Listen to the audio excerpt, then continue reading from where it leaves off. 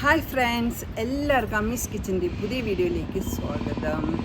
എല്ലാവരും സുഖമായിട്ടിരിക്കുന്നെന്ന് കരുതുന്നു. ഞാൻ ഇന്നിവിടെ ചെയ്ത് കാണിക്കാൻ പോകുന്നത് നല്ലൊരു വിഭവമാണ്. അതായത് കൊഴുക്കട്ട എങ്ങനെ ഉണ്ടാക്കാമെന്ന് നമുക്ക് നോക്കാം.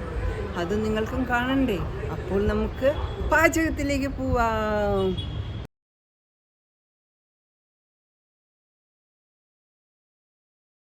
കൊഴുക്കട്ടയ്ക്ക് വേണ്ട ചേരുവകൾ എന്തെല്ലാമാണെന്ന് നമുക്ക് നോക്കാം.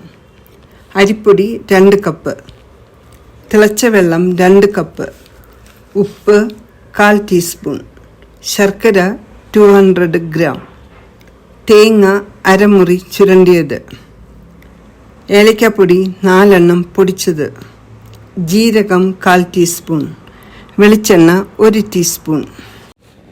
കൊഴുക്കട്ട പാചകം ചെയ്യുന്നത് എങ്ങനെയെന്ന് നോക്കാം. ഒരു ബൗൾ എടുക്കുക. 2 കപ്പ് അപ്പത്തിൻ്റെ അരിപ്പൊടി അളന്നെടുക്കുക. അതിലേക്ക് 2 കപ്പ് തിളച്ച വെള്ളവും 1/4 ടീസ്പൂൺ ഉപ്പും 1 ടീസ്പൂൺ വെളിച്ചെണ്ണയും ചേർത്ത് കുഴയ്ക്കുക. കുഴയ്ക്കുമ്പോൾ തിളച്ച വെള്ളം പോരാ എന്നുണ്ടെങ്കിൽ തിളച്ച വെള്ളം തന്നെ ചേർത്ത് കുഴയ്ക്കേണ്ടതാണ്. പച്ചവെള്ളം ഒഴിക്കരുത്. കൊഴുക്കട്ട ഹാർഡാവാൻ സാധ്യത ഉണ്ട്. ഈ മാവ് നന്നായി കുഴച്ച് 1 മണിക്കൂർ മാറ്റി വയ്ക്കുക. അപ്പോഴേക്കും നമുക്ക് ശർക്കര കൂട്ട് തയ്യാറാക്കാം. ഒരു പാത്രം അടുപ്പിൽ വെച്ച് സ്റ്റൗ കത്തിക്കുക. അതിലേക്ക് 200 ഗ്രാം ശർക്കരയിട്ട് 1 ഗ്ലാസ് വെള്ളം ഒഴിച്ച് തിളപ്പിക്കുക. കുറച്ചു നേരം തിളച്ചതിന് ശേഷം അരിച്ച് മാറ്റി വയ്ക്കുക. വീണ്ടും പാൻ അടുപ്പിൽ വെച്ച് ശർക്കര പാനി ഒഴിക്കുക. പാനി നല്ലതുപോലെ കുറുകി വരുമ്പോൾ ചുരണ്ടി വെച്ചിരിക്കുന്ന തേങ്ങ ഇട്ട് ഇളക്കുക.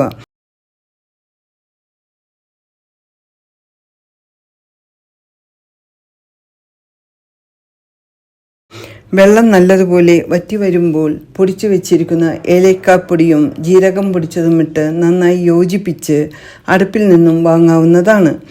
അതിനുശേഷം മാവ് ഓരോ ഉരുളകളാക്കി മാറ്റിവെക്കുക.